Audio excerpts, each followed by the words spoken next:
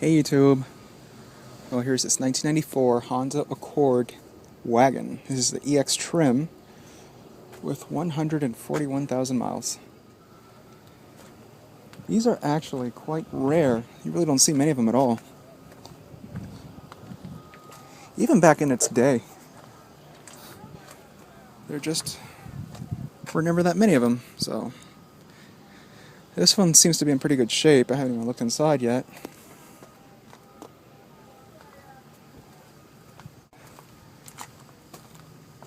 Let's see. Ooh, this interior is pretty good. Quite clean and has roof. Oh, thank you. An owner with common sense. Thank you for not smoking. Though, I'm asking myself, does he need it for the passengers, or does he need a constant reminder every day to not smoke? Maybe he's saved on nicotine patches.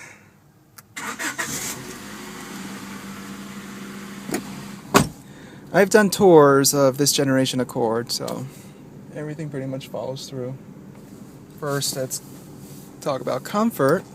The seat is quite firm. You can adjust its height, and thigh support also adjusts at the same time. It's electric though, it's not a manual mechanism like most cars nowadays have. You can see how the seat just moves up and down and forward slightly. Backrest also, it's slightly bolstered on the side. It's not too bad. Legroom is quite decent. Center stack is a bit on the intrusive side, but I'm 6'1" and I'm comfortable for the most part. But yeah, I have to have the seat back quite a bit, and I really can't make use of this armrest. Interior quality, which was actually pretty good in this car. Entire dashboard is nicely padded. Not a grainy plastic like many cars have nowadays.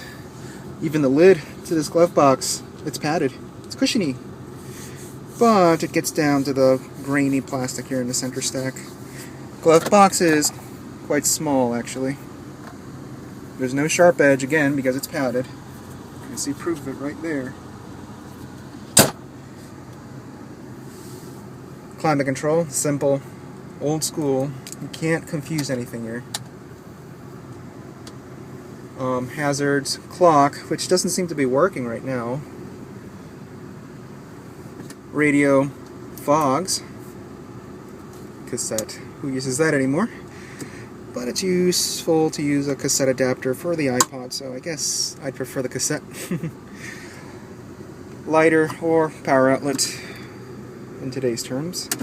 These use a 4-speed auto. I've driven these Accords before, and it's a tad clunky sometimes once you give it a kick down or overdrive kicks in. Cup holders. I don't know why, center console seems to be detaching over here. Yeah, I'm pushing it from over here.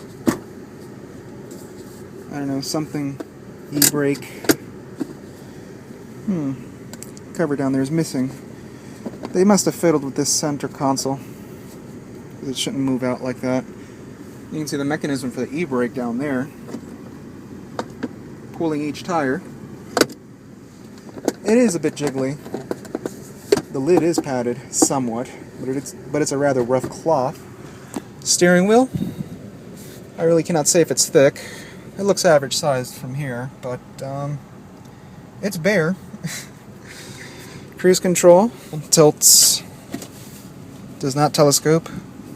Wasn't a common feature to have a telescoping steering wheel those days. Headlamps, panel dim right there, just brightness. Sunroof, cruise control on and off switch. It was always a Honda thing to have the sunroof switch there. It flies too. You saw how fast that thing moved. This is actually a vinyl. Little tray. Dislatch the hood. Fit and finish here on the B pillar. Holding up nicely. It is plastic though. This headliner also is vinyl. The sun visor, look at this metal hinge. You really don't see that anymore. This little teeny beady little mirror. This little teeny flap. It's actually cute. Holds up with a magnet for your information. This is that type of sun visor with the metal wire around the perimeter, so you can bend it out of shape. I've made that demonstration plenty. This side has a mirror and vanity light. The light will come on as soon as you turn on the headlamps. It's usually been a Honda thing to do it that way.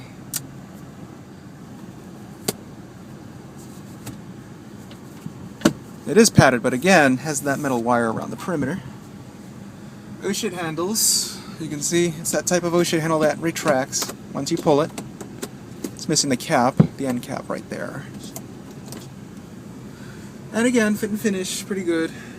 Throughout most of the interior. They kind of screwed up the finish of that A-pillar finish there because they wanted to stick that in there. Door panel is quite nice too, nicely padded at the top. Armrest with its cloth. Even the lower section of the door panel, all padded. The entire thing really. Driver window, auto down only. Window lock, power mirrors, and door locks.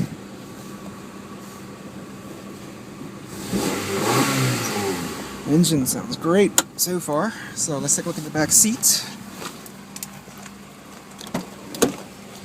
Yeah, legroom is just adequate, and it will not be that great if there's a tall driver sitting up front.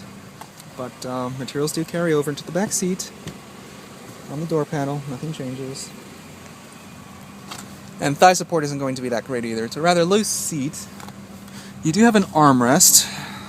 You can see. But yeah, legroom is adequate for the most part. Little teeny ashtray. Oh, and I totally missed lumbar support on the driver's seat. You can see a little lever right there. The seats do fold down, of course. There we go, just pull on that pin. Little cap came out. Has to go back in. But you can see a nice flat floor. I'll leave it down.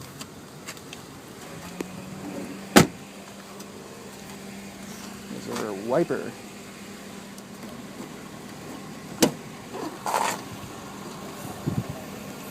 Cargo area was very nice, very wide. Lots of utility here.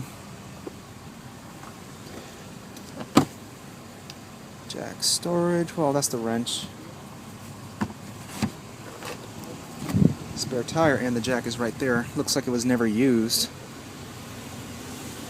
That jack was never used, look at it. Little cargo area on the side and a little storage compartment there. Cargo cover. But yeah, you can see.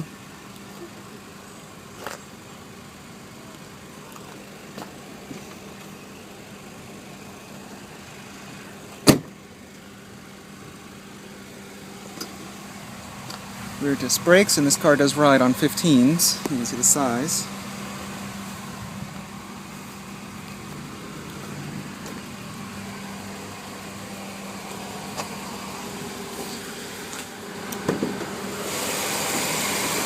That's the VTEC engine. Very dirty though.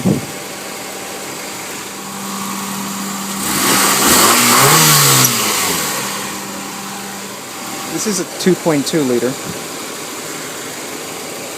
So.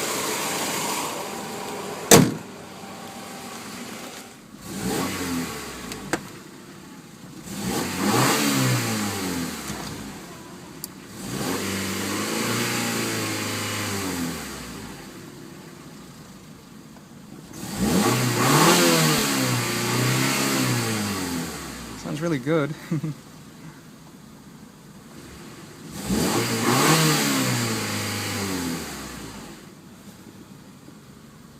You see throughout the interior again, it's very clean.